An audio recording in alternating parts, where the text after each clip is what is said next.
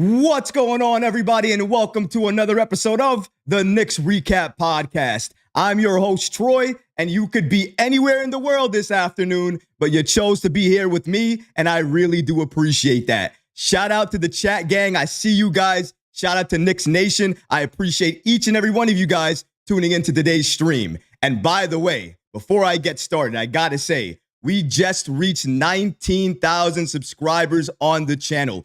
Thank you guys so much for your support and everything you guys have been doing for this channel. I really appreciate that. But we're still not done yet. We still have a mission to get to 20,000 subscribers, and we could really use your support. If you love daily Knicks content and you enjoy content like this, please consider hitting that subscribe button because it could really support all the great content that we're creating for you. But today, getting to today's show, we have so many Knicks topics to cover. We're going to be talking about the defensive monster, that Knicks rookie, Kevin McCullough Jr., and where he is in terms of his injury and his recovery. We're also going to be talking about the rotation. We're going to be talking about Precious Achiuwa, Karl-Anthony Towns, Mitchell Robinson, and once healthy, how that rotation is going to look. And spoiler alert, there is going to be a change. But more than anything else, and as you guys see in the thumbnail, you guys know what we're talking about here today. Mitchell Robinson. Now, it's no surprise. Everybody basically knows at this point. It's not a secret. During the offseason, during the summer, going back all the way to draft night, the Knicks were looking to make a number of trades. And obviously, we did that. Karl-Anthony Towns, Mikal Bridges. But during those trade talks, Mitchell Robinson's name was thrown out there a number of times. The Knicks have made him available a number of times, but they have failed to make a trade to move him at this point in time. Even heading into the season, with him rehabbing that ankle, we all still thought potentially there could be a trade on the horizon. But according to the recent reports that we have from Ian Begley from SNY, an NBA insider, he recently revealed that the Knicks are not looking to trade Mitchell Robinson, but instead, they actually believe they have a need for Robinson on this team. And of course, we understand why. One main reason for that, defense. We're going to break down all of these latest reports and so much more today. If you're not already subscribed to the channel, go ahead and hit that subscribe button now. And make sure you have notifications turned on so you don't miss a second of the new content. And now, let's get started. The Knicks are changing their trade plans for Mitchell Robinson. That's right.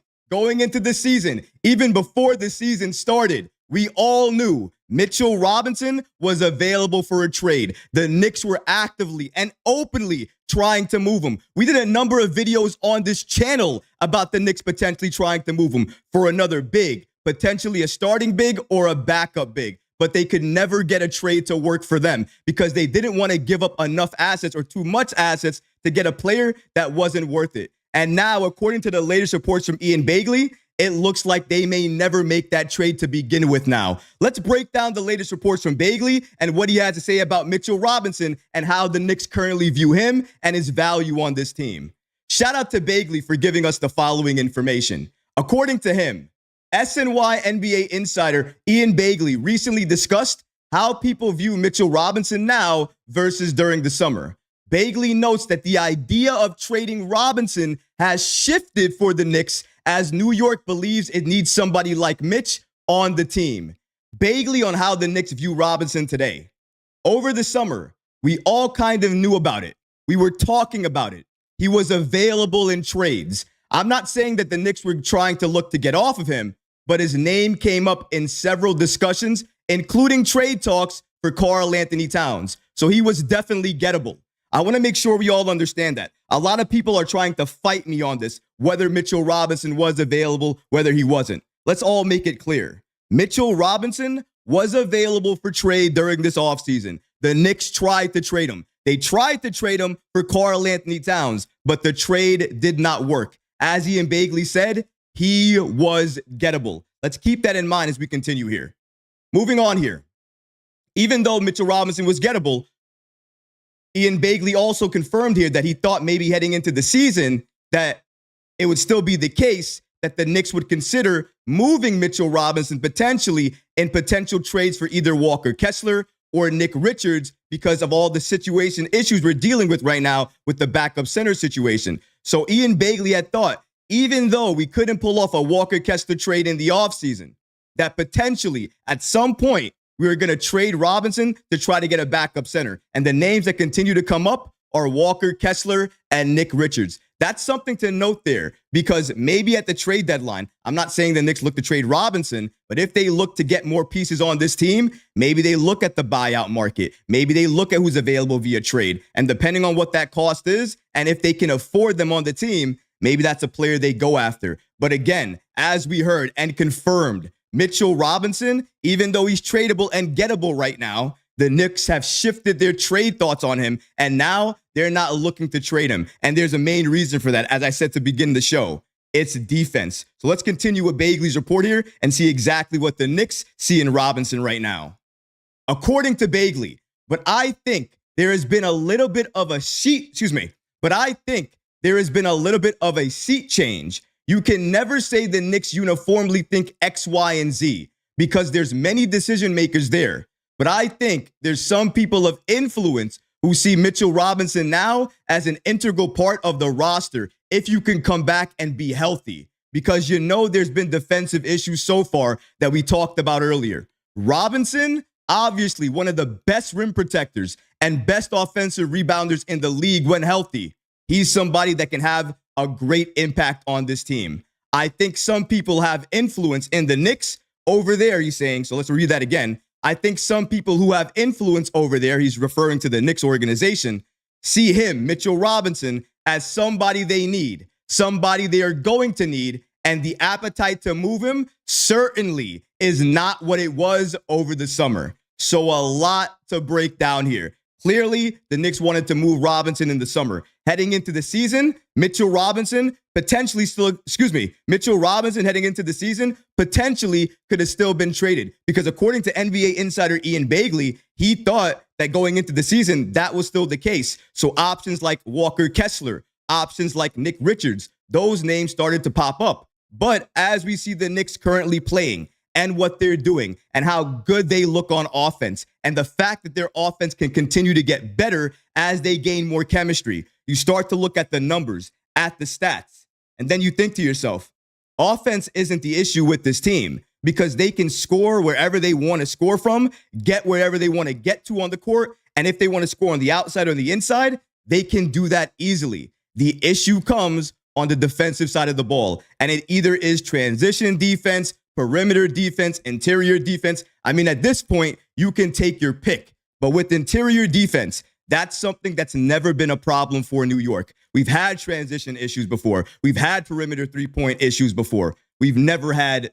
paint defense issues the way we're having them right now. And it's not to say that Karl-Anthony Towns doesn't play defense. He clearly does. It's just a different level of defense than we're used to. As Knicks fans, we're used to having that force inside that imposes so much fear in the opposing player that they don't want to drive, that they're changing their shot. But with Towns, we don't see that. Players are okay. They're happy to drive against Towns, be aggressive inside, go around him, euro around him, try to shoot over him, because he just doesn't impose that same level of fear.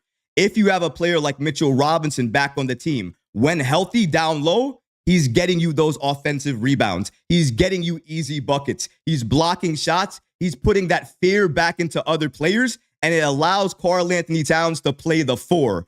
A Karl-Anthony Towns at the four allows him to drive, allows him to shoot from anywhere, allows him to play the pick and pop with Jalen Brunson, or wherever he wants to play on the court, he can do that. He's a free roamer at that point, and he's not going to be hindered with defense that he has, and he's not going to be hindered with trying to play defense like Mitchell Robinson or other type of players that we hope him to be. He's not going to have to do that. He's still going to have to play defense, because at the four, you still have to do something. So some level of defense is needed. He'll be able to give you that. But the tough defense that we need down low, the defense that we expect out of a five, that Karl-Anthony Towns doesn't give you now, Mitchell Robinson would be able to give you that when healthy down low because of everything that Mitchell Robinson can do very well. Now, there is something said about what happens when Mitch is in the game. Does he clog up the paint when Karl-Anthony Towns is in there? Because Towns right now, what he does very well is if he has the ball,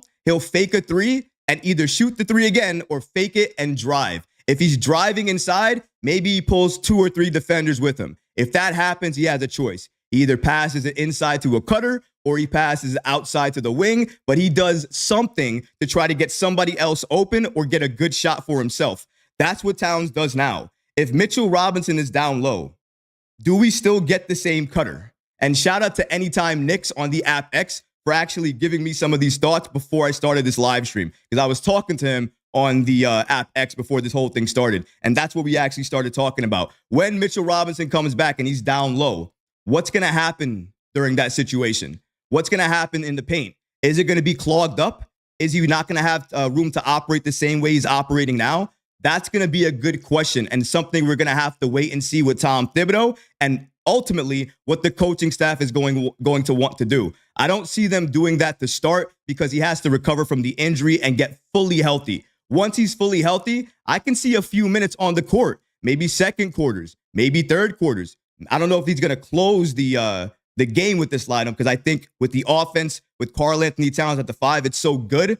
I don't know if he would close the game with Mitchell Robinson at the 5. But let's say we're having a hard time on defense and it matters.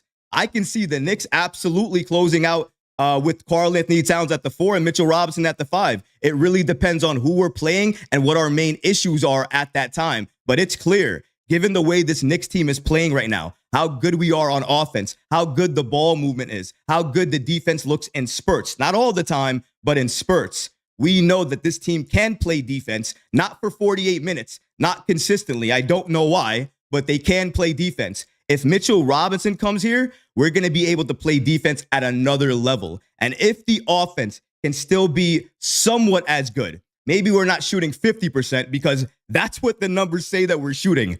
50% from the field.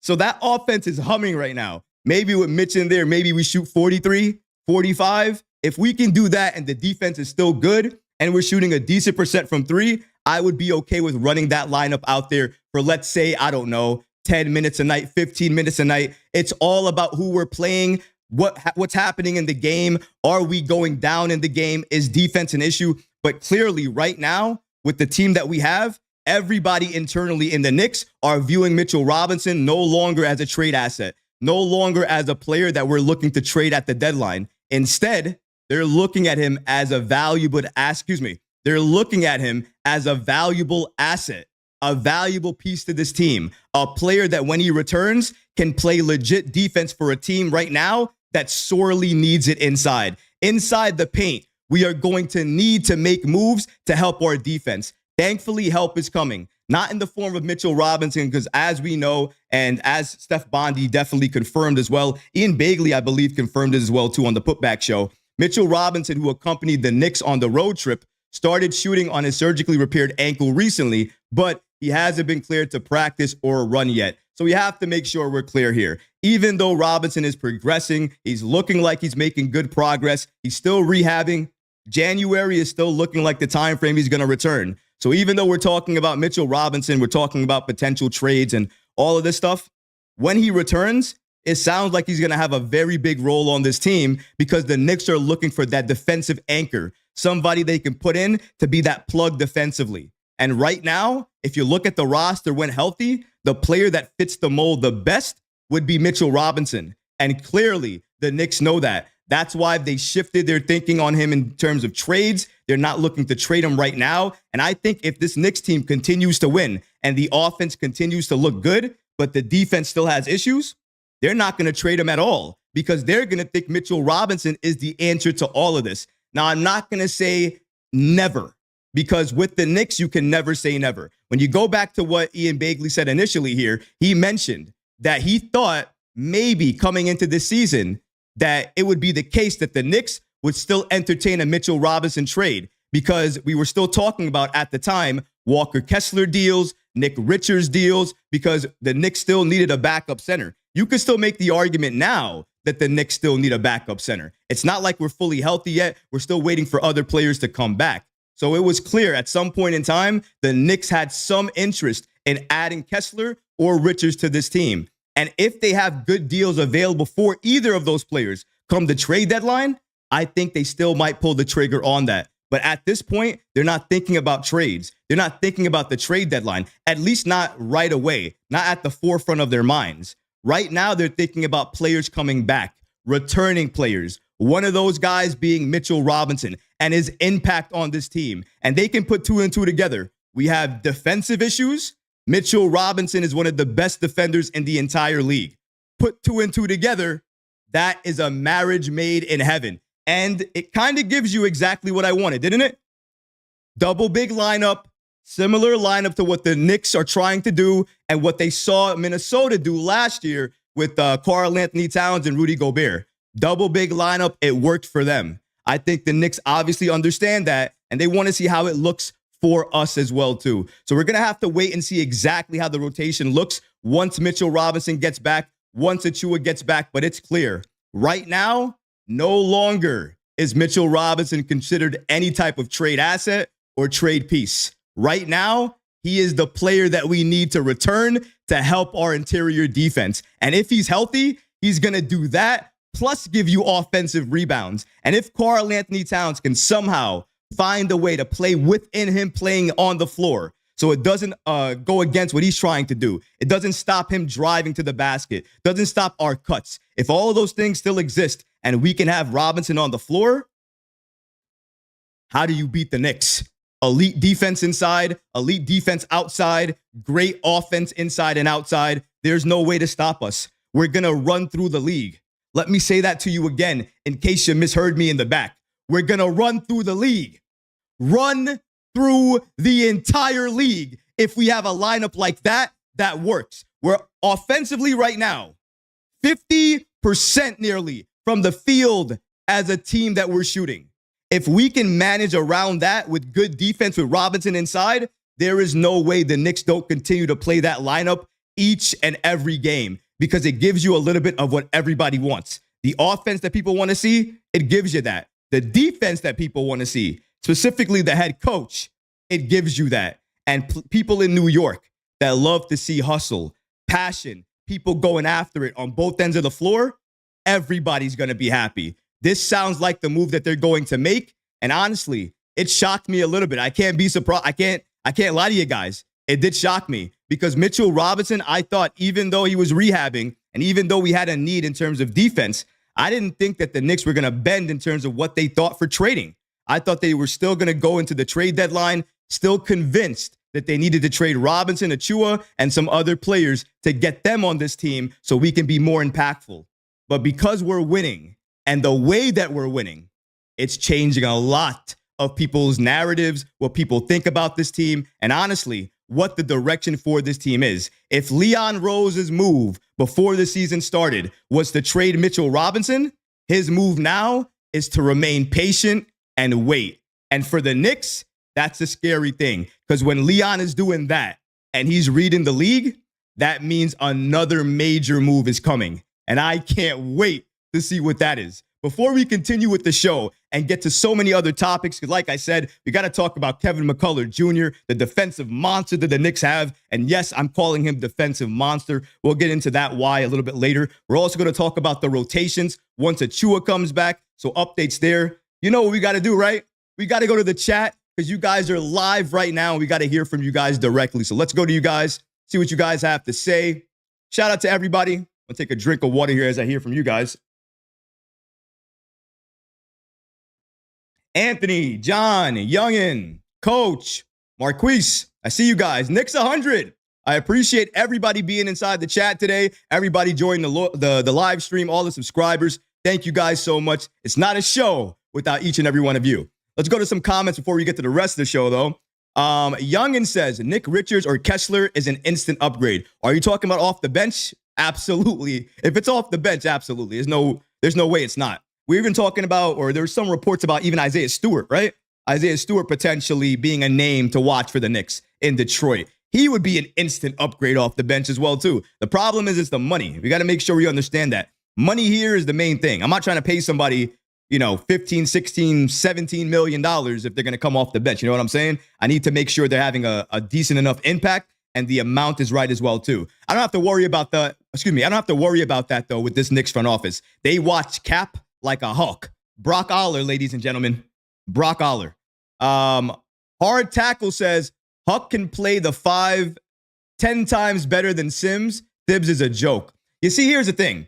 I think what Thibs wants from Sims, he's doing. A lot of people like what Huck Porty does on the offensive end. I'm one of those guys, by the way. I love Huck Porty. I think Huckamania is running wild. Once he's in the game, he always looks to make an impact. I can make just as big of an argument to give minutes to Huck Porty than I can for Sims. But if Sims was struggling, if he was terrible, then I can understand why we're talking about it.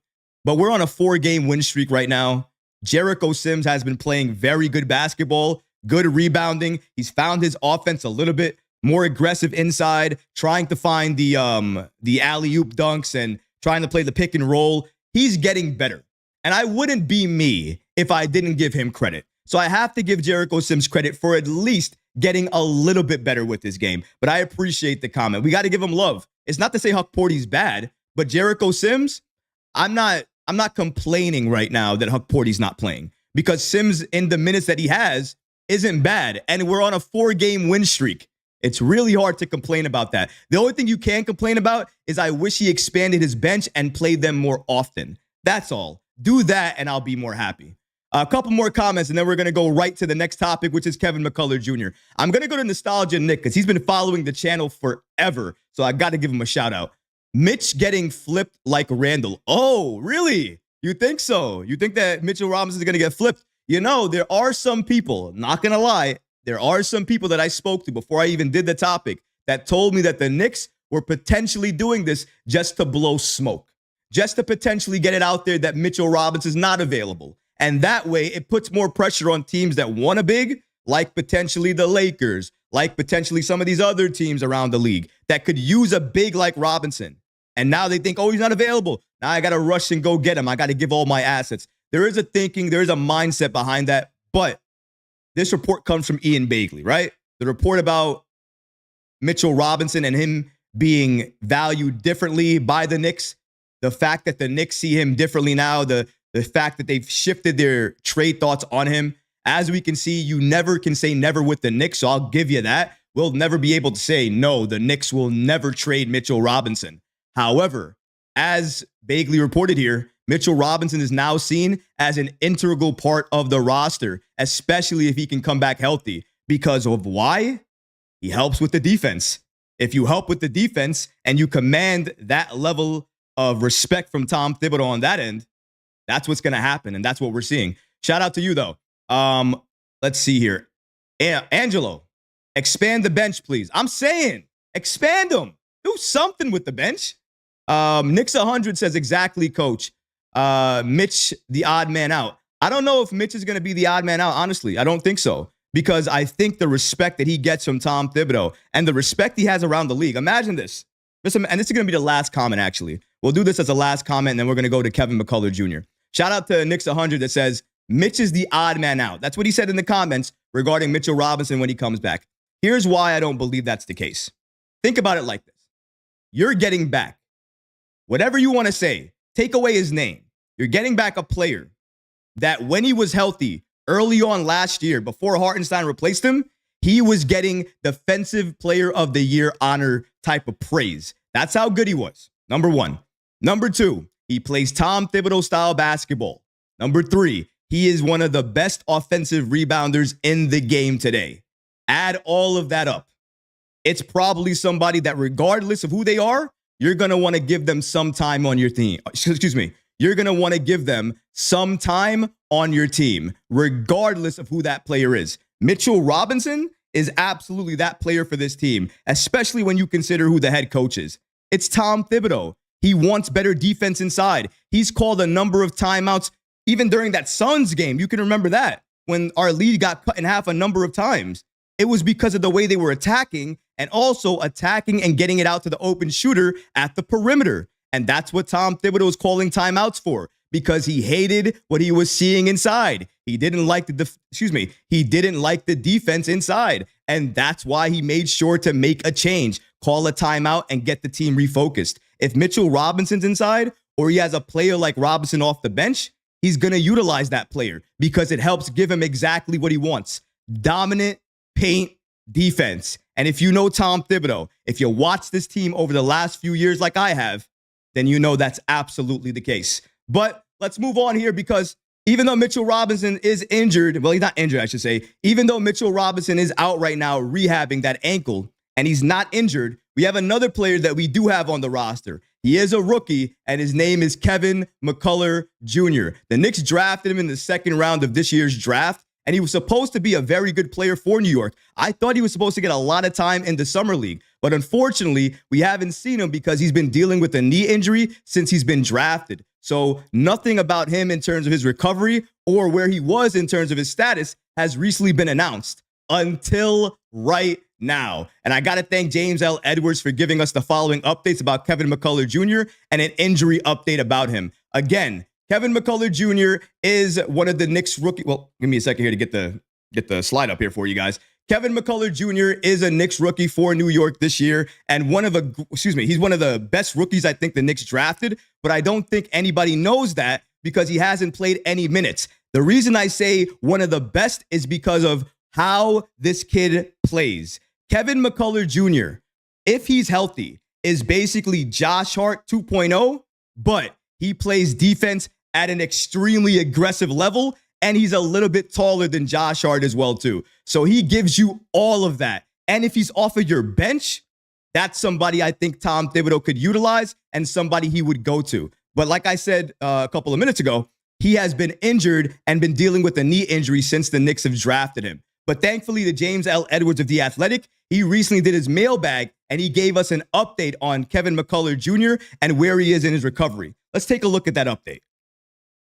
Oh, that's not it. There we go. Shout out to, excuse me about that one. Shout out to James L. Edwards for giving us the following information about Kevin McCullough Jr. According to him, the question that he answered was, any chance we get to see Kevin McCullough Jr. this year? And this is the answer that he gave us. We could possibly see Kevin McCullough Jr. with Westchester Knicks in the G League. But if the Big Brother club needs him, he's talking about the Knicks, something probably went wrong.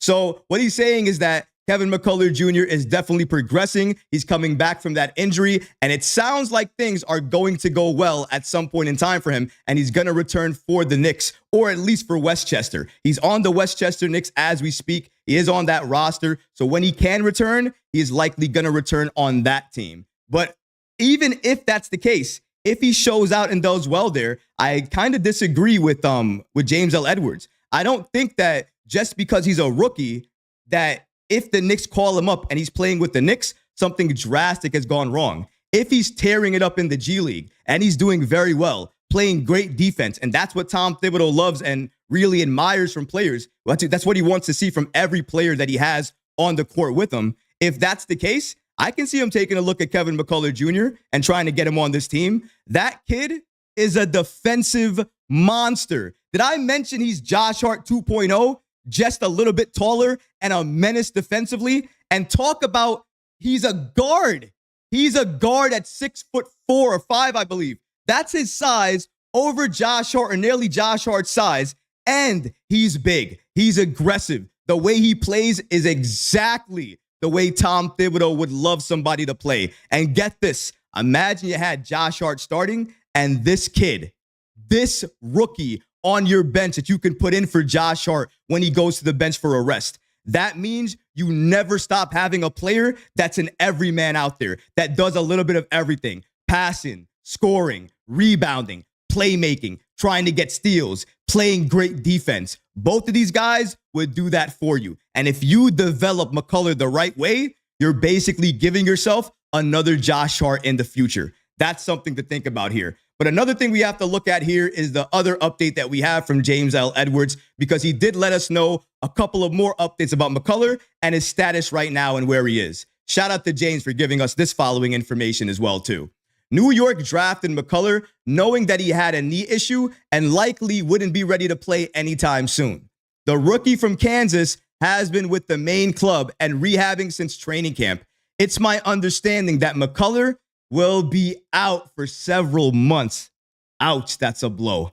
I'm sure that the Knicks are in no rush of McCullough and would rather have him healthy would rather have him healthy as possible before putting him in any form of meaningful basketball games. So I think that makes sense. And if you guys didn't know, obviously Kevin McCullough Jr. was drafted by the Knicks, number 56 overall in the second round. And that was a steal of a pick. And if you see this kid play, I should say, when you see this kid play, you're going to understand why he's a steal. I want to mention again exactly what James L. Edwards said here. He's saying, to his understanding, McCullough will be out for several months, but the Knicks are not trying to rush him back, and they're actually trying to prioritize his health because they would rather have him back as healthy as possible before putting him into any type of meaningful basketball games. And you got to understand where the Knicks are coming from there. Even though we need more talent on this team, we could use players with size who are aggressive on defense that play that Tom Thibodeau level.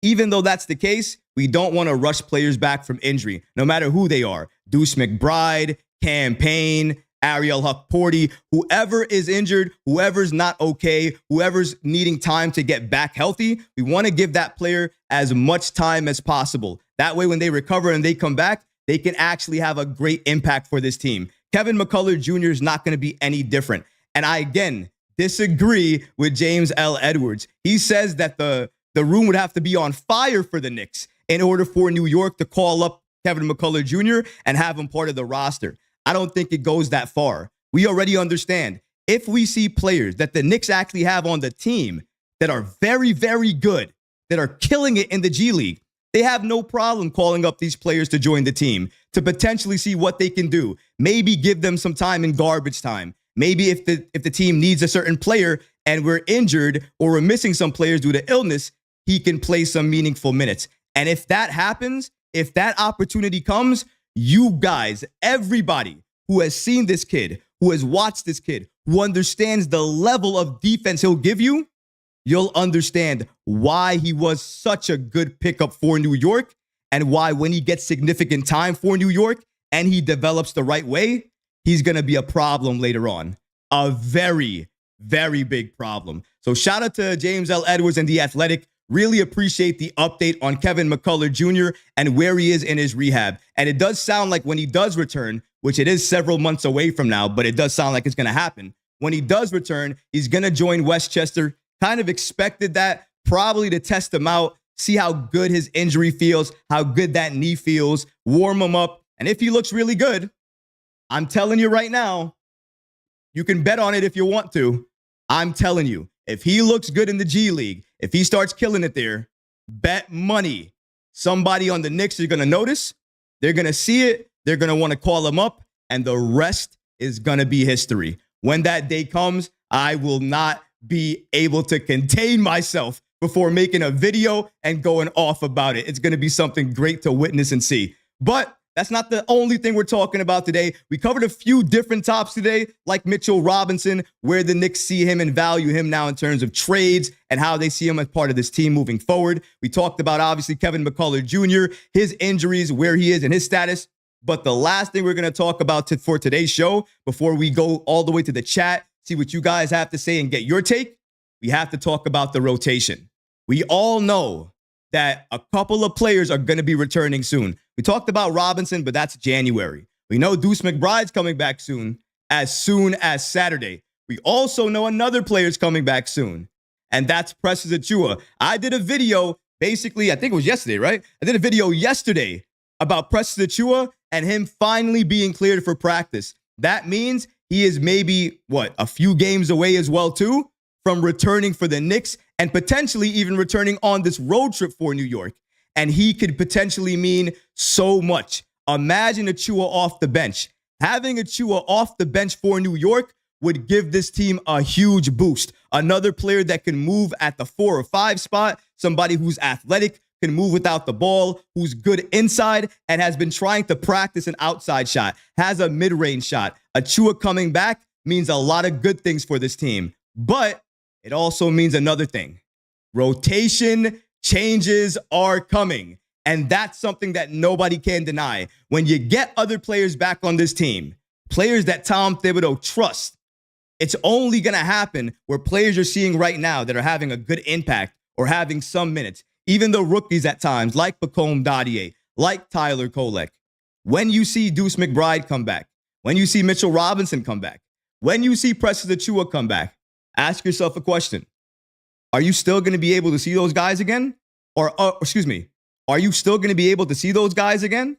Or are other players going to be taking up those spots, going to be taking up those minutes? Because according to James L. Edwards, when Precious Achiuwa comes back, an instant change for the bench is going to happen. Let's take a look at exactly what Edwards had to say here. He answered the following question on his mailbag that he had recently. And the question that was asked of him was, what do you think the rotation will look like when Precious Achiuwa returns? And according to him, this was his response. I'm going to go with the usual starters. After them, McBride, Payne, Achiuwa, and Matt Ryan off the bench. Now, Matt Ryan can shoot the ball, but he can't play defense. He chases people on defense, gets lost on defense.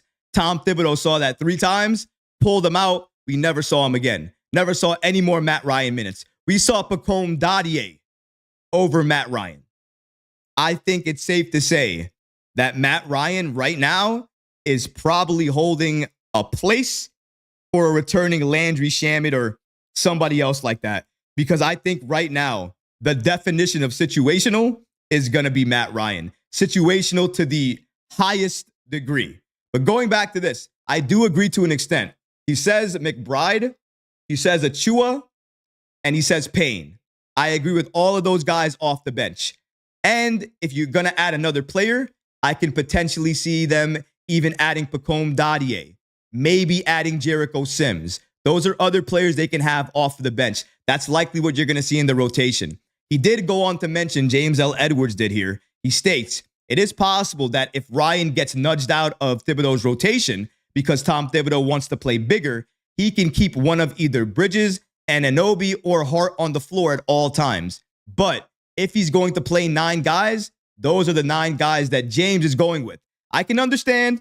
I can see where he's coming from with that. Like I said, it makes some sense to some degree. Maybe it has to be a situational lineup. I agree with everything he said except for Matt Ryan. Matt Ryan is not part of that rotation. It's either going to be Pacome Dadier or it's going to be Jericho Sims. One of those guys, and that's it. And the reason I say Jericho Sims is because we need to experiment what it's going to look like once we get Robinson back. Because once we get Robinson back, what do you think? You think Achiuwa is not going to be played anymore? You think Achiuwa is going to be gone? You think Achiuwa is not going to be there? I don't think so. Achiuwa is definitely going to still have a role. So is Mitchell Robinson. So you're going to have to figure out how that works. That's why I would think if you're going to play 9 people, if you're Tom Thibodeau, you're going to play Precious Achiuwa and Jericho Sims off the bench because you're going to do that anyways with that double big once Mitchell Robinson comes back. And we already know that Mitchell Robinson is likely going to play minutes with Karl-Anthony Towns. Not to start, but he's going to play rotation minutes with Karl-Anthony Towns. And James L. Edwards of The Athletic basically confirmed that as well, too. Shout out to him for giving us the following information. He answered the following question in his mailbag.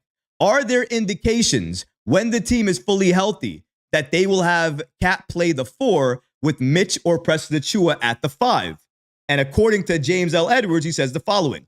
It's not something that the Knicks coach Tom Thibodeau has specifically talked about. But I think that the fact that Minnesota felt the need to get Rudy Gobert to play alongside Towns in Minnesota is an indication enough that it'll be used in some capacity, if not as a default. So that's something that we have to understand there. He's basically just confirmed. Once Robinson comes back, just like we saw in Minnesota, the Knicks are going to run the exact same thing. Maybe not the start, but in some capacity, you're going to see it. And here's the reason James L. Edwards gives us for why we're going to see it, why the Knicks are probably going to give us this double big lineup. Has Towns been great defensively playing center in New York so far? No. Is he the only reason the team has struggled on that end? No. The point of attack defense has been a big issue as Towns' limitations has been inside as well too. Let me say that again. The point of attack defense has been as big of an issue as Towns' limitations inside has been as well. And given the expectations of Bridges and Towns on defense, I say the former's performance to date is more concerning. On offense, though, Towns is best as the 5. Him against 90% of opposing centers is almost unfair. On defense, though, I'm not sure where he fits best. The Knicks would be better served with a healthy Robinson playing the 5, but is Towns able to guard a quicker, more agile 4s night in and night out? That's the question. That is a very good point. Is Karl-Anthony Towns able to do that? Because you got to remember, during the time that we play him at the 4, he's going to have to guard other 4s. Towns is not the fastest player on the court. We all know that. The Knicks as a team, we're not that fast anyways. We're one of the worst teams in terms of pace in the entire league. We know that. So given all of that, if he's playing the 4 and somebody else sees that, there is a chance he would get beat. Somebody's going to try to get around him and try to go after him and be aggressive toward him. But if I'm being honest here, is there a difference right now? Are we not seeing the same thing right now? Maybe it's a little different because he's not at the baseline getting beat, but he's getting beat inside. We saw Jonas Valanciunas do it to him. We saw so many other players do it to him from the Bulls. I don't remember. Nikolai Vucevic. There we go. Vuce did it to him. We saw Vuce do it to him. So it's not to say that Karl-Anthony Towns wouldn't do anything inside. He does. But 4 or 5, there's going to be some advantage there, and somebody's going to look to take advantage of it and exploit it. If you have a player like Mitchell Robinson inside, it stops a lot of the penetration issues because not only do you have Mitchell Robinson there, you have Mikal and you have OG Anunoby. You have those two on your court along with Mitchell Robinson over there. That means penetration defense is great. Interior defense is great. And the only issue you're going to have probably is individual defense with some of our players and still transition defense because we're one of the slowest teams in the league. We understand that. But those are the issues that are always going to be there. You can't fix everything. You can fight all of these battles, but you're going to lose some of them. You have to understand your personnel, though, and where they thrive best. As we know, Towns thrives best as a 5 on offense. But does he thrive best on a 5 on defense? I don't think so. That's why I think a switching defense would make the most sense, with Towns playing the 5 on offense and the 4 on defense, and whoever else he plays with as a big next to him plays the 5 on defense. That makes the most sense. It takes the defensive pressure off of Karl-Anthony Towns. It allows him to flourish offensively still. Nothing is taken away from that end. And offensively, because of his size and because of the way the Knicks are going to play, other centers on 5s are going to have to, other centers are still going to have to go out and guard him, even though he's playing a switch on 5 in terms of offense and defense. They're still going to have to do that and guard him outside. So he's still going to have the ability to pull out so many different defenders to the 3-point line. He's not going to lose any of that. That's why I hope Tom Thibodeau and this coaching staff will consider once Robinson returns, better yet, when Precious Achiuwa returns, to let us see this for 10 to 15 minutes a night. Let's see what it looks like. And if the defense looks great, I think that's going to speak for itself. I think that's going to make everybody convinced. And once everybody's convinced, you do what you want to do with the minutes. Do it based off of matchup. I don't care. As long as you understand it's a weapon and something to utilize, that's all I'm here for. But Thibodeau doesn't know it yet because we haven't seen it yet. Let's continue here because we have a little bit more information from James L. Edwards on this situation. Actually, it's this slide where he gives us more information. He says, assuming Robinson is back to himself when he's cleared to play, I'm sure Thibodeau will try it. It doesn't mean it'll work, but it would be surprising if he didn't at least give it a shot, given the success the Timberwolves had as a team with a more traditional rim protector next to Towns. I'm not sure we'll see it nearly as much with when Achiuwa comes back, who Tom Thibodeau said he hasn't been cleared to practice yet. I could be wrong. It wasn't something that was unleashed much in the preseason when both players were healthy. Given the team's struggle on defense, I wouldn't be shocked to see Thibodeau experiment and see if he has something there. So clearly, given the fact that we have defensive issues right now, clearly defensive issues inside the paint, our interior defense is just not where it needs to be as a team. We all know that. That's going to force Tom Thibodeau to make a rotation change. And that rotation change might be giving me what I have screamed about on this channel for weeks now. The double big lineup. And if it works the right way, where we get the defense that we want and the offense that we want, everybody better come back to all of those videos, in this video, any clip, whatever it may be, and better start giving a lot of apologizing, because a lot of people were saying so many times that the Knicks are not going to do this. They're not going to consider this. Karl-Anthony Towns is the 5. What are you saying? It's nuts. They're never going to do this. Well, seems like from the last, 6 or 7 reports that I've covered, that I've seen, everybody that's talked to the Knicks, close to the Knicks, sources to the Knicks, have already confirmed and stated when Achua comes back, when Robinson comes back, they are going to experiment with a double big lineup. Not saying start with it, not saying close with it, but they are going to experiment with it. Rotation changes are going to happen. That means some of your favorite players, maybe some of your favorite rookies, Ariel Huckporty, Tyler Kolek, Pacome Dadier, to an extent, Jericho Sims, all of those guys, they're going to become situational when the Knicks get healthy, because you got to make room for Deuce McBride, for Mitchell Robinson, for Preston Achua. How do you do that? You got to stop playing some players, and we already know what players are likely not going to get any more minutes once we're fully healthy. That's kind of the bad news. We're not going to see some of the rookies again, not for a significant time, as long as we stay healthy. The good news is, the best news is, our defense is either going to be league average or better than that. Right now, our defense is almost bottom of the barrel. Our defense right now is not that great. Sometimes it's good, but not often. Again, it's never consistent with our defense. We always know that.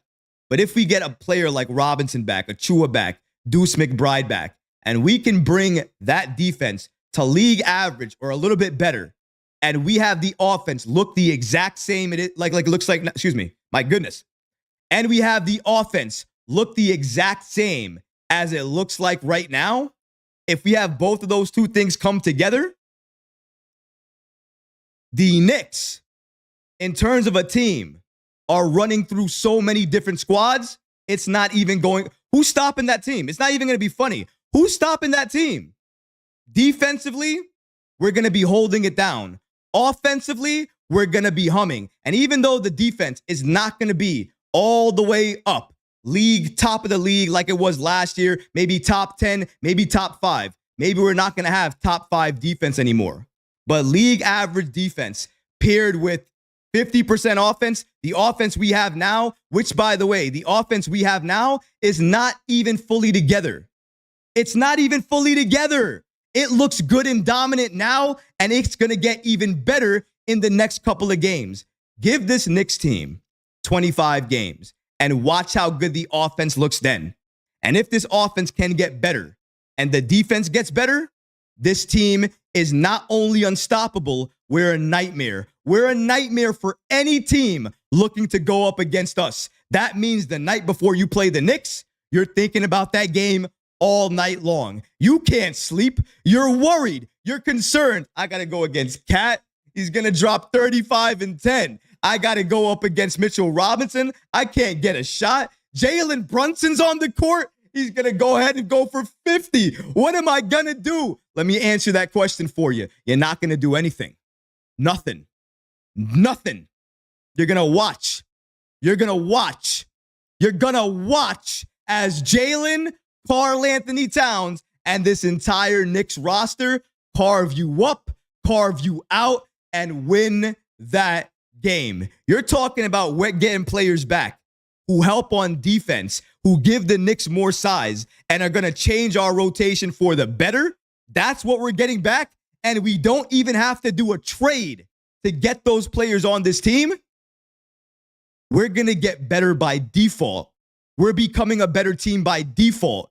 Because we're getting healthier, we're a better team. The offense is flowing better, we're a better team. The chemistry is getting better, we're a better team. What I'm trying to say is, every single minute that goes by, we're turning into a better team.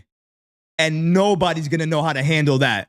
How do you deal with a Knicks team that doesn't have that interior defensive problem anymore?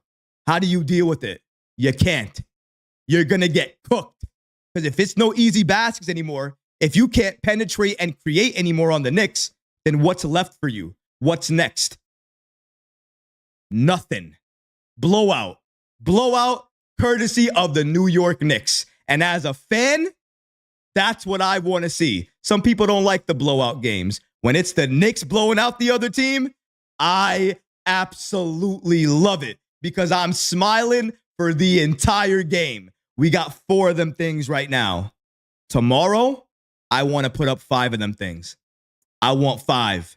I want 5. And doing it against Utah, against Danny Ainge, against the guy who wouldn't give us Walker Kessler. Yeah, I want to do it against them.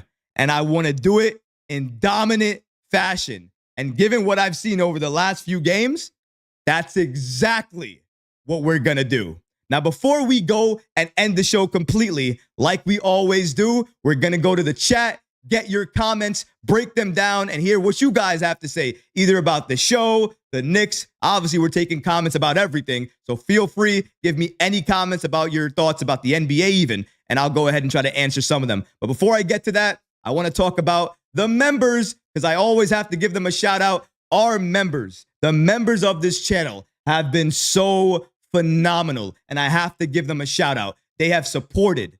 They have gone on the show for lives, helped in terms of post games, helped in terms of being moderators. They are some of my favorite people on the channel, and obviously they hold a special place in my heart. So shout out to all the great members on this channel. If you want to be a member of this channel too, if you want to join in on that fun, get exclusives, either exclusive images, exclusive videos, or exclusive live streams, all you have to do is join as a member. Subscribers, it's easy. You're already halfway there. If you hit that subscribe button, then you're going to see a join button appear.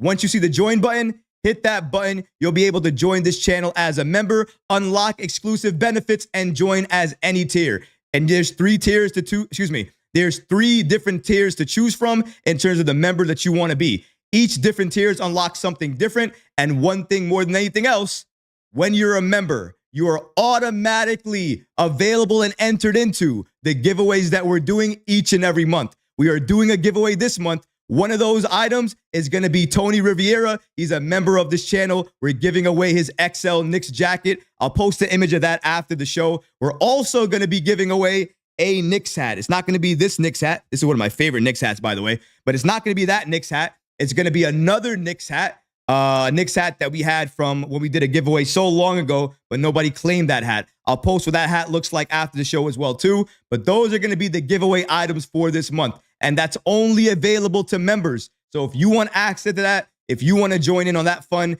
all you have to do is join as a member. It's easy. It takes a few steps, and it definitely helps support everything that we're trying to create for you guys and all the content we're giving you guys. And the giveaway items get better as we get more people joining as members. So I appreciate you guys. Now, without further ado, let's jump into the live chat, see what you guys have to say.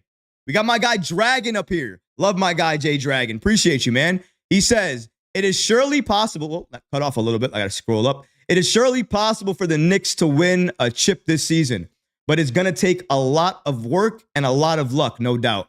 Well, I think everything in life takes luck. I mean, we're going to need luck for a little bit of anything. But I think the skill set, the team we have, the roster that we have, there's no way you can look at this team and deny that we are championship caliber. The offense is some of the best offense I've ever seen in my life.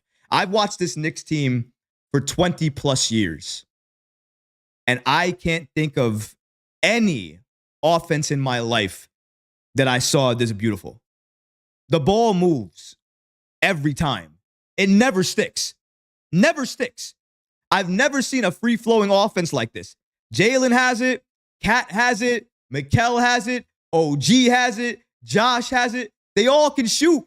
They all can score. They all can rebound. They all can play make. What do you want? They're a threat everywhere. I can't believe what I've seen out of this Knicks offense. It's some of the best things that I've ever seen in my life. I got to admit that. But let's continue here. Going to the chat. Do we have a chat here? No, I thought we had a chat here. Okay, let's keep it going here. Rashidi says, Troy is always hyped. I am always hyped. You want to know why I'm always hyped? Because I am talking about this Knicks team, and I cannot stop being hyped about this Knicks team. We got 4 wins right now. We are riding a 4-game win streak, about to be 5 of them things. Karl-Anthony Towns looked like the best center in the entire Eastern Conference. Jalen Brunson is a superstar. How can I not be hyped? The question you should be asking yourself is, how are you not hyped? You gotta be hyped. Let's keep it going here. Nicholas says, let's go Knicks. Outlaw says, something that we have not talked about, Josh Hart's threes. Listen, man. Listen. I got to agree. Josh Hart and that 3. What did we see all season long before? Was it not the hezzy with the leg, and then he drives inside and then tries to take a shot, usually a harder shot? He's not doing that anymore, is he? Now, instead of faking that little hezzy, what is he doing? Shooting the open shot. Josh Hart, triple-double machine nearly. He can probably get a triple-double anytime he wants. He can play make, he can rebound, he can score, and he scores his own way. You know, I feel like it's a far cry from when he was talking about, I feel like I'm lost in the offense. Really? Lost? You clearly look lost. You clearly look lost, Josh. You're having some of the best numbers of your entire career. I think on offense right now, Josh Hart has the best numbers of his entire career. Amazing. Shout out to D-Block, longtime member. He says, we have to be hyped. This offense is the best I've ever seen, period. Period. It's the best. The best. And there is nothing else anybody can say to me. I've watched this team for too long. You're not going to tell me nothing. I know what my eyes tell me. This offense, the ball not sticking, I haven't used the word stagnant. Stagnant. I haven't used it in the last, 6-7 games. The ball is moving everywhere. Jalen Brunson either shoots the shot or passes the ball or draws a double inside, passes it to an open Hart, a cutting OG Anunoby, plays the pick and roll with Karl-Anthony Towns. Oh my goodness. The pick and roll with Karl-Anthony Towns. Can we forget about that too? Did we forget about the pick and roll he's playing as well? Oh, Lord. Oh, my goodness. Woo! I feel like I just watched the game. I'm so hyped.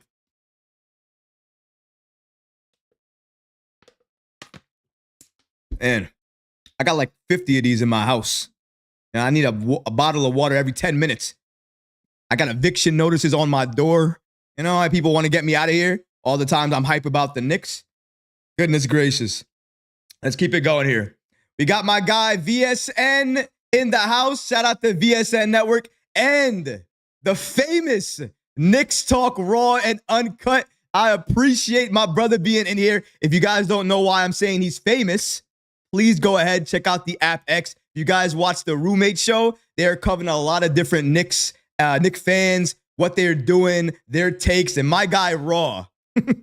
I can't say it here because if I say his take here, I'll get demonetized. So I can't say his take. But do yourself a favor. Stop whatever you're doing for the day after the stream.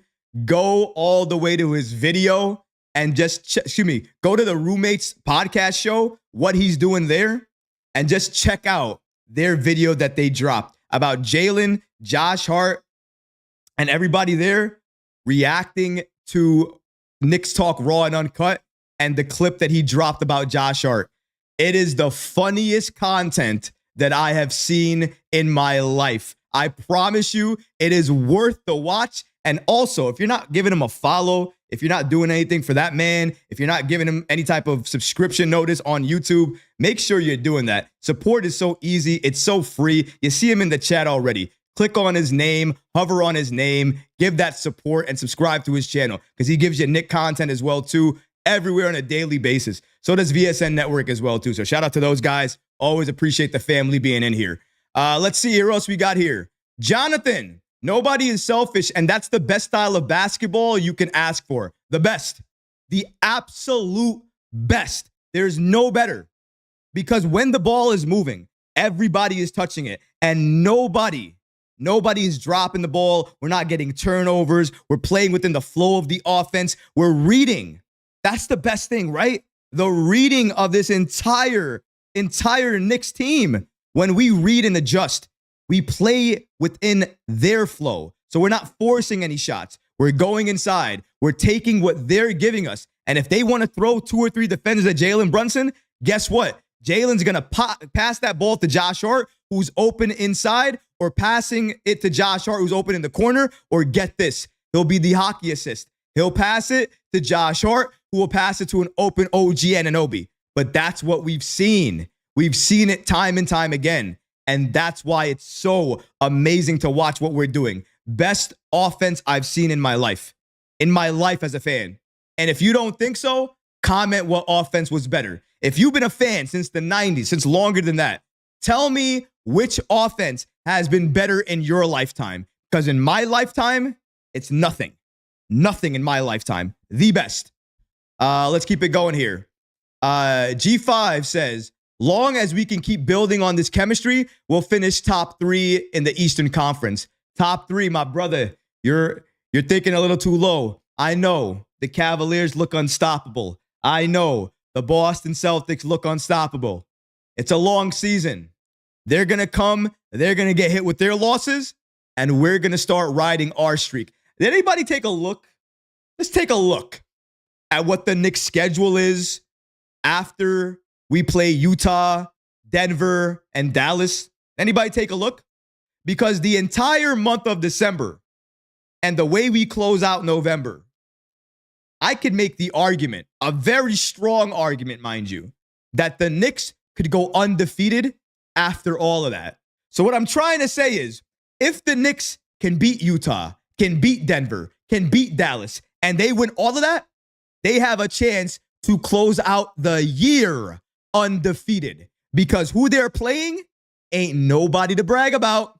It's the Wizards a lot, the Raptors a lot, the Pelicans a lot, who were injured, by the way. Dallas, by the way, missing Luka right now. We have no idea if he's even going to be available when we play Dallas, I believe, on Monday. So that's something to notice there. I'm not trying to say the Knicks are getting easy games here. What I'm trying to say is you can only play your schedule and who's in front of you.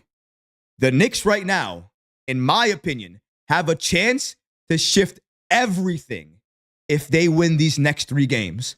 These next 3 games shift it all. We win them, I will make an argument. I might make a bet, if I can bet on this, that the Knicks go undefeated for the entire month of December. They don't lose 1 game. They don't lose once. Take a look at the schedule. Tell me if I'm wrong. Tell me which team you're most worried about. Look at the schedule. I promise you, nobody on that list concerns me. No one. The Knicks have a golden opportunity here. I hope they can seize it. Let's see here. Knicks Talk Raw and Uncut says, yes, 15-game win streak. See what I'm talking about? I'm not lying. He knows what I'm saying. He knows what I am talking about. We know what the deal is. We have the opportunity. We have the roster. And by the way, the teams that we're going to play, the teams that we're playing in December, their defense ain't nothing. And because of how good our offense is, what do you think's going to happen? We're going to dominate. Outlaw says, exactly. A lot of time to get our chemistry together and our players healed up faster. Absolutely. And that's the time to use it. We're going to be playing bad teams anyways, right? We're going to be playing teams that are not good. If they're not good, then you might as well play certain lineups, experiment, or try to get your chemistry better. Try to get it more locked down. That way, after December, when you're playing the better teams, we're an even better team. Can you imagine that? Can you imagine a Knicks team with better defense, better offense, and we're flowing with chemistry?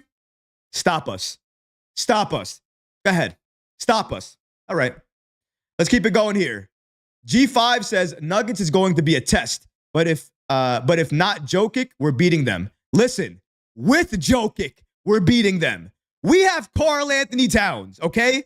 And the one matchup that I want to see Towns dominate out of any other matchup is that matchup right there. That one right there.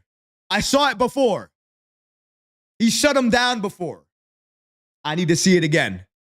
Show it to me again. That's the matchup that I want. I want to see that matchup. Joker, no Joker. I don't care if he's in the deck. We have a Karl-Anthony Towns and Jalen Brunson situation. And I don't think anybody's going to figure it out. Not with the way that Jalen Brunson has been passing. The last 5 games, he's been passing, I think, over 10 assists a game. Over 10? And he's doing that in his sleep. He's not even working for that. Imagine if it's a more competitive game or a close game. He could probably average 15. I'm drinking my water before I lose my voice.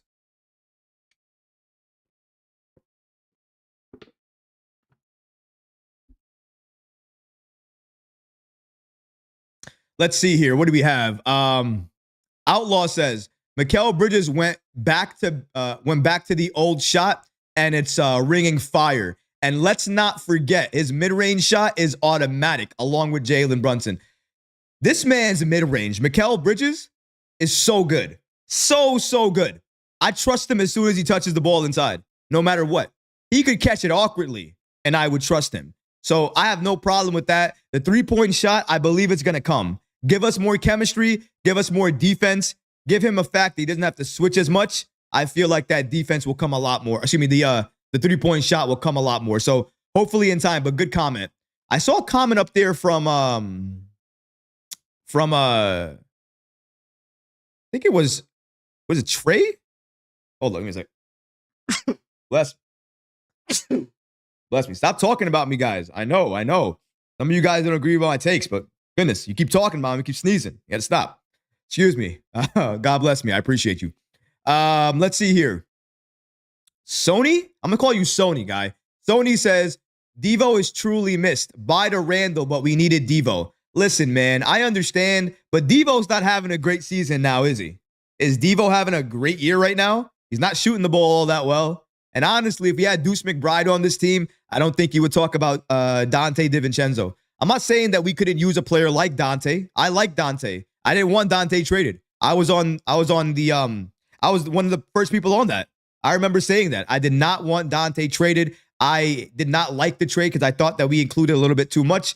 I was absolutely on there. I was standing on that, still kind of standing on that. But when you look at the team that we have now, and you look at what we're getting from the offense already, and then you figure in that we're going to get Deuce McBride back, he's going to give you a lot of the same shooting, better defense than Dante DiVincenzo would give you. So we could say we're missing Devo. I think we're missing more of Deuce McBride and Preston Chua right now, because those two guys would help us defensively, and Deuce would definitely help you on the three-point end. He'd give you three-point shots and give you defense inside, and he's been hitting the mid-range too. So, I mean, I'm more looking at that, honestly. I'm not looking at Dante DiVincenzo. I'm not looking at Julius Randle. I think they lost to the Raptors last night. Am I right?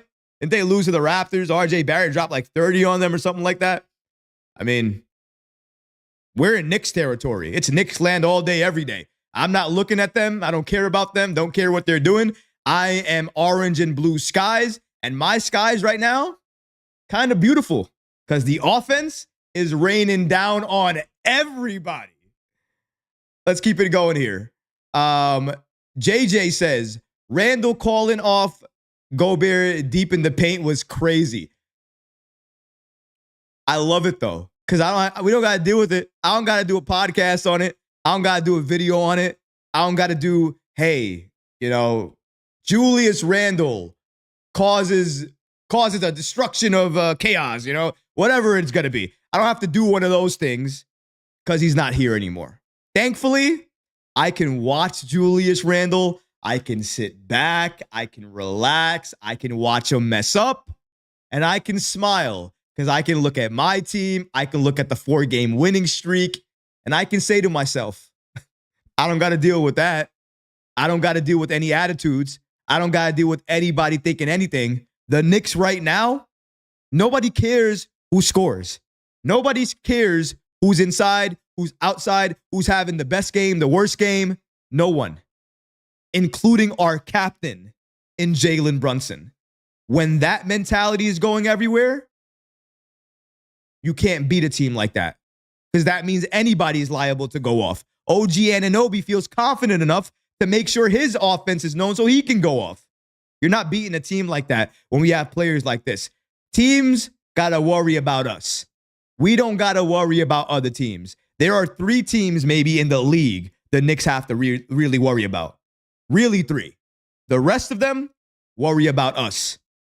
That's really the truth of the matter. Let's keep it going here. Yuri says, RJ is someone I wouldn't mind having back. I would mind. I would definitely mind it, Yuri. I would definitely mind it. I don't need to see this man go up for a layup and get his stuff clapped at the basket again. No thanks. Saw it enough. Don't need to see it again. Appreciate you, though. You know, I love all my moderators and members, but definitely don't want to see that again. Break Forever says, I watched that play last night. Outlaw says, Julius Randle used to piss me off. Still a good player, but headaches was not worth it. Not worth it at all, man. I remember this used to be my Randle thing all the time. I always watch the games with my hat on, right? Always. Every time he makes an issue. Hat adjustment to the temple. Every time to the temple. Only way I could process. Only way I could process anything. Because I would curse so loudly. And I have a son at home. So I can't be cursing out loud like that. So a lot of times I got to wait and make sure nobody hears me or say it in a different way. But yeah, it was a problem. I'm happy somebody else's problem now, though. I didn't need it. Let's see. Yuri says, also, no sign of James, I'm assuming. No, James, all of James' accounts has been either blocked or hidden because, listen, I liked it for a couple of months, but he's spamming. He was spamming. There's no reason for it, honestly. JJ says, RJ is shooting more, 19.3 shots per game, averaging 23, but shooting 43% from 2 and 33% from 3. RJ did that here. Also, by the way, can we talk about how many shots he's getting up to get these points? It's not like he's, 15 for 30, right? Not like that's the type of game he's having here. He's not extremely efficient. If you shoot a lot of shots, it makes sense that a lot of them are going to go in, and that's why you're going to get points. So I look at efficiency, I look at percentage, I look at defense, I look at what you do during the game, and I look how it impacts the team. That game was close, was it not? Wasn't that game close? Wasn't the Minnesota Timberwolves trying to come back in that game a couple of times? I'm just saying, it's something to look at, right? Knicks 100 says, no filter, Troy is back. Listen, man, I'm just saying, it's been here.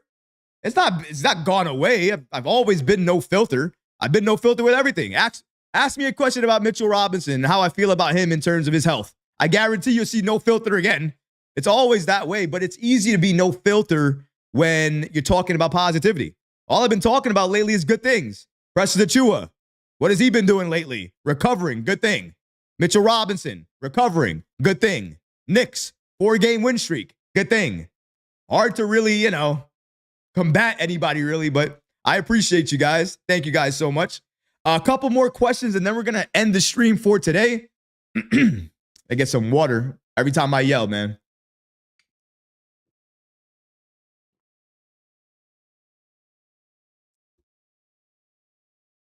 Okay.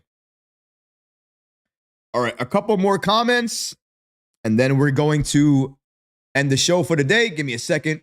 I'm just scrolling up right now as we speak. Give me 1 second, guys. Where didn't it go? Oh, there we go. Okay. Going back up here. Let's see. Eddie says, teams intentionally physical with Brunson. Royce O'Neal shouldn't be allowed to get away with a dirty play. Who will stand up for the captain? That's a very, very, very good point there. Something that's not being talked about a lot right now is actually the foul calls, and I want to actually bring some light to that. So good point here. The foul calls are a problem. Brunson, at one point, when he got fouled, I forget what game it was, he counted in front of the referee. 1, 2, 3, 4, 5 times he got hit with no call. None. And it's just crazy to me because he is getting tapped, he is getting touched, but because of his footwork, the way he can split through defenders inside, it's not being called the same way. And I really don't understand why. it's not like Jalen Brunson is not clearly showing he's getting hit. He is getting hit. He should be at the line more. That's something I'm watching. I'm watching that for all Knicks players, though. Karl-Anthony Towns get hit a couple of times as well, too. He doesn't go to the line. OG Anunoby gets pushed down at times, doesn't get to the line. I look at all of these things. So I know they're trying to be more physical. I know that's what they're trying to do. But again, as I said before, physicality is great, but you have to make sure you're balancing it with right plays and smart decisions. So sometimes we have to make sure we're doing that at not the expense of sacrificing something and giving the defense another thing to exploit. We got to remember that. Let's see here. G5 says, Troy, where do you see us landing at the end of the season standing-wise? Number 1 seed. Number 1 seed. I know I sound crazy, right? Number 1 seed. Because I think the way that we're playing right now is not, we're seeing 50% of the team. This is 50% of the team, and we're winning. This is not this Knicks team that you're going to see in January. The team that you're going to see in January and February, we're going to be way better than this. And I don't think Boston and Cleveland are going to continue their winning ways. Not as much as they have been. I can make a real good argument that New York can take that number 1 seed. But if I was betting money and I really had to bet, I'd probably place 2 bets. I'd place 1 bet on number 1, 1 bet on number 2. But it's either or. It's 1 or 2. But that's where I'm standing on. And I'm still going to say it. I don't care. Number 1. 1. That's where I want us to be. And that's where I think we're going to be. Because I think we're going to have an easier stretch of games to defeat other teams as we have our chemistry already built in. Once that happens and we get the defense back, and that's no longer a weakness, I don't know how teams are going to beat us, but I know how, I know how we're going to beat teams. I know how we're going to exploit teams, how we're going to dominate teams. So I'm not too worried about that. Parrish says, salute, salute, salute, Troy. Brunson is being hazed by officiating directly from the league offices. I don't know. I'm not sure if that's the case, but what I do know is he is getting hit when he's attacking inside, when he's penetrating inside, and he's not getting any calls. But you notice something? Has Brunson ever complained about it after the game? Nothing. He's always said exactly what we expect the captain to say. I'm just got to be better. I got to be better. I'm going to be better. Moving forward, I'm going to play my game the right way. And he's become more effective and more efficient. Even though he's not getting the calls, what he is doing is still reading the defense so beautifully. Should I take my shot? Should I go behind the screen? Should I play the pick and roll with Towns? Should I drive and get my shot inside? Should I drive, penetrate, and open up a shot for OG? He has options. He has options. Jalen Brunson with options. How do you stop that? How do you stop Brunson with options? He was already dangerous last year by himself. Now he can abuse the pick and roll. He can toss it to the corner. He can toss it to the cutter. He can do another shifty move and make another play and still get his shot. Good luck. He's another all-star, by the way, if you just want to know. He's another all-star this year. Numbers don't lie. Look at his numbers, his efficiency, and what he's done. He's an all-star this year. Karl-Anthony Towns, all-star this year. Making sure we're all on the same page. Okay? We're all on the same page, right? They're all-stars. They're playing like all-stars, and you can't dominate like that. You can't do what they're doing without being considered one of the best duos in the league. Towns and Brunson, Captain and Cat, unstoppable. Ridiculous. Ridiculous. Let's see here. Yuri says, think it's bad enough. It's going to be worse in the playoffs. Don't sure what that's about. I think maybe defense you're talking about. I think, yeah, Eddie's saying, I'm concerned about this much people will get away with bringing physicality to JB in a series in a playoffs. Excuse me. I think in the playoffs, they're going to allow them to be more physical. Playoff basketball is different from the regular season. We saw it last year as well, too. They allowed them to be a lot more physical. So you're not going to get the same calls, but it's playoff basketball. You need to understand you're not going to get the right calls and adjust and play into that. The Knicks need to adjust on how the officials are officiating right now. Clearly, when other teams are more physical, they're not getting called. When we're more physical, sometimes we are getting the calls, sometimes we're not. And I think that's something the Knicks are going to have to push now. They're going to have to understand what type of game it is early on. If the refs are going to allow a lot of physicality, take advantage of that. If this game, they're not going to allow that, then play within your strengths. Play within what they're going to, my goodness, can't get it out right now. Play within the confines of what they are going to allow. And that way, you can try to have the best type of offense each and every time you proceed in these games, that you try to win these games. But that's part of it. It's always going to be. Paris Drugger says, the league offices and the officials don't believe a guy Brunson's size should be dominant. That's why. I don't know if it's that. I don't know if it's the fact that they don't think he should be dominant. I think a lot of it has to do with they're calling the league a lot more physical. I watch a lot of OKC games. I watch a lot of Chicago Bulls games because I like to see what their games are, how they're like. Plus, I want to see some of the competition at times. So you got to watch the competition to understand what you're going to get. So I like to see that. And it's league-wide. It's not only Brunson. Not saying Brunson doesn't get the calls. He doesn't get the calls. I agree with you guys. But SGA sometimes doesn't get the calls. Trae Young sometimes doesn't get the calls. A lot of players that are physical inside are not getting the calls. They are allowing a lot of physicality inside, a lot of physicality at the baseline. They're not calling anything unless it's more obvious. I think there's a reason for that. They don't want the game to slow down. They want the game to continue to be fast. If you continue to blow whistle after whistle, you're slowing down the game. I think more than anything else, what I'm seeing more of is a concerted effort to make sure games are played as full as possible with not as many stoppages. Because stoppages take away from the momentum, take away from people who are watching the game, that are enjoying the game. So I think they're trying to stop that. Is it working? Head tails. Because, when you stop because of challenges, when you stop because of injuries, replays, all of that, I think that's what happens, So it's something to consider there. Let's see what else we have here. Knicks 100 says, Cat top 10 player right now easily. Easily. Yeah, I agree with that. No doubt. No doubt in my mind. I agree with that 100%. Wait, what are you saying here? Marcus Smart. You're not telling us to go after Marcus Smart, are you? You want us to trade for Marcus Smart? If that's the comment that I see here from Mr. VX, yeah, I don't want them to make that trade at all for any reason. We're giving up how many assets to get who? For what? And you think he's going to play how many minutes? Whose spot is he going to take? All questions we have to ask ourselves. Right now, you can make the argument that the paint defense is the worst. You think Marcus Smart is going to help the paint defense? He'll help the support defense. He'll definitely do that. Definitely help defense is going to get better. Transition defense maybe gets a little bit better. But I can make the argument that happens too with Deuce McBride.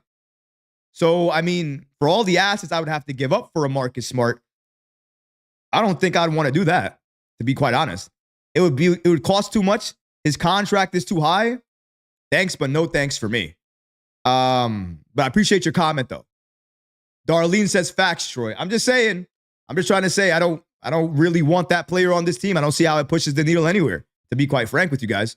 2 more comments, and then we're done. I said that how long I said that ago? I think I said that 20 minutes ago, and then you guys kept giving me comments, and I didn't stop, right? So shout out to you guys for giving me so many more comments so I could go through more comments, talk with you guys, speak with you guys directly, and just see what you guys wanted to say. I appreciate you. Let's see. I want to say Dragon. Dragon says, I would rather see the refs letting them play and not calling ticky-tack fouls. Well, you're seeing that now. You're definitely seeing that now. They're not calling those same type of fouls. Sometimes they are, because sometimes they want to set a tone in the game, but not all the time. But good comment there. Outlaw says, hell no to the no. Marcus Smart, what are we doing? Ready to kill that narrative. Deuce McBride has been balling. Outlaw seems to be agreeing with me 100%. We see eye to eye. I'm glad that we do. Yeah, Marcus Smart is not the answer in any capacity. None. Zero. Absolutely not. I'm not even going to entertain it. I am even upset that I did a video on Marcus Smart because I had to do the video. I didn't even want to do the video. I was more or less forced to do that video. I didn't want to do it. And if another report comes out, I'm still not going to want to do it. And I hope that doesn't happen. Right now, we need more defense inside, and that's not from Marcus Smart. Last question. Andrea, I believe, right? Andrea from Italy says, hi, from Italy. What do you think about the poor use of the bench so far? We're going to end on that note right now. That's the last comment we're going to do for today. So firstly, let me say shout out to the chat gang. Shout out to everybody who tuned in for today's show. We talked about so many different topics. Mitchell Robinson, Kevin McCullough Jr., Preston Achua, the rotation, how it's going to look when everybody's back and we're fully healthy. If you're watching this on the playback, thank you so much for that. Leave a comment below on that as well, too, and I'll make sure to get back to you. Going back to Andrea's comment here, but they did leave a comment. Hold up, gotta go back to it, though. It was regarding, right, going back to the comment. Andrea's comment, our last comment that we're closing out the show with today, had to do with regarding the bench and the poor use of the bench regarding Tom Thibodeau and what he's doing with them. So that's a very good question. And shout out, by the way, from Italy. Thank you so much for your support, for even joining this stream, and for watching right now. I really appreciate that. You'll never know how much. Regarding your question in the bench, I think that Tom Thibodeau has to utilize his bench more. 8-man rotations, 9-man rotations just don't work. We've seen it last year. He's going to cause injury. And do we really want to cause injuries to players that we're going to need at some point in time during the season, during the playoffs? I don't think so. 40-plus minutes for the starter each and every night during competitive games. I understand we want to win, but do we want to kill our starters in the process? You have to build trust. Thankfully, there are players that Tom Thibodeau trusts coming back. Deuce McBride, Mitchell Robinson, Preston Achua. So I think by default, we're going to see the rotation expand. If you were hoping to see maybe a 10-man rotation, an 11-man rotation, I don't think you're going to see an 11-man rotation. 10 players, only if it's garbage time. If it's a competitive game, unless somebody fouls out, injury, something like that, I don't see us ever going to 10 people again because Tom Thibodeau has just had too much success with that 9-man rotation. And I don't know if you caught it earlier in the show, but we talked about what that 9-man rotation was going to look like. Shout out to James L. Edwards. He gave us the following information here. He said, what do you think the rotation will look like when Achua returns? He said, the rotation is going to look like McBride, Payne, Achua. He said Matt Ryan, but I'm not going to say that. It's likely going to be another starter, or it's going to be Pacome Dadier. That's going to be your bench, and obviously you're going to have the same starters. You're going to have Jalen Brunson, Mikal Bridges, OG Anunoby, Karl-Anthony Towns, and Josh Hart, all part of the starters. And as they're part of the starters, they're still going to have a great impact, but you're going to need players to rest them for on the bench. That's why I would love if he was able to expand the rotation to 9 players and give our starters more rest when they need it and give the bench more time, because that's how you develop players. That's how you develop who you have. And that's how they have an impact during games like games in the you can develop these guys, and when you develop them, that's how they have an impact when they're on the court during the playoffs, when they're on the court during late game situations, when they're on the court during the in-season tournament games, whatever it may be. You're able to get the most out of them if you're able to develop your rookies. And that's what I want the Knicks to continue to do, and I think they are going to do that moving forward. However, as we get healthier, those rookies are not going to see as much time, and the bench will expand, but maybe to 9 people. I can only see it expanding to Preston Achua and Mitchell Robinson. And then you have Cam Payne and you have Deuce McBride. Those are your 4 off the bench, and you have your 5 starters. That's all you're going to see in terms of the bench and how they're going to be utilized moving forward. The only time you're going to see if it expands is if we have an injury, we have garbage time, or something like that. And I agree with you. I don't like it at all. It's not something that I'm happy with.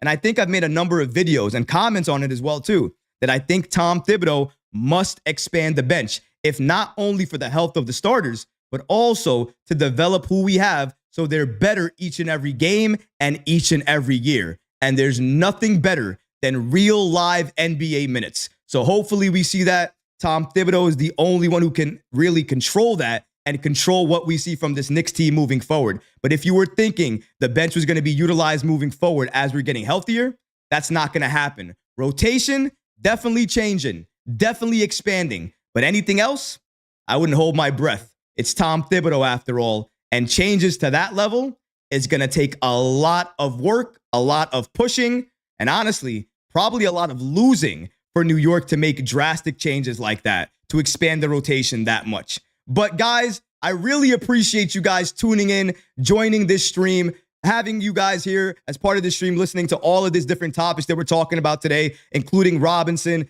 Kevin McCullough, Precious Achiuwa, the rotation, everything like that. You guys, your support, members, subscribers, even if you're not any of that, but you're just viewing, you're sharing this video, you're seeing it on the app X or on social media, I want to say a big shout out to you guys and thank you to you guys. I would not have a show. The Knicks Recap would never exist without the support of you guys, the chat, the community, and everything like that. So from the bottom of my heart, thank you guys once again for helping us reach 19,000 subscribers. We're not done yet. We're still trying to get to 20, but your support means, your support means so much, and it really does mean a lot. But guys, I hope you enjoyed this episode talking about Mitchell Robinson, potentially when he comes back, having a force, being a force, playing with Towns, and having that double big lineup that we've all been waiting to see.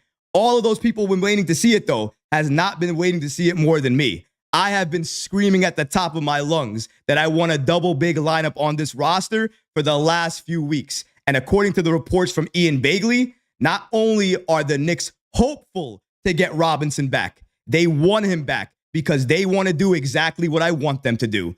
Play a double big lineup, fix the defense, and make this Knicks team look exactly like they're supposed to look right now. Absolutely unstoppable. But what about you guys? What did you think about today's episode? Did you agree with some of the points that I said? Maybe some points you disagreed with. Maybe you have some other comments about the Knicks and their trade plans moving forward. Let me know in the comments section below, guys, because honestly, I would love to hear from you. But that's going to do it for this episode. I hope you enjoyed it. And if you did, go ahead and smash that like button, leave a comment below. And of course, guys, please subscribe to the channel. Until next time, Knick fans, take care of yourself, your families, and each other. Peace and love.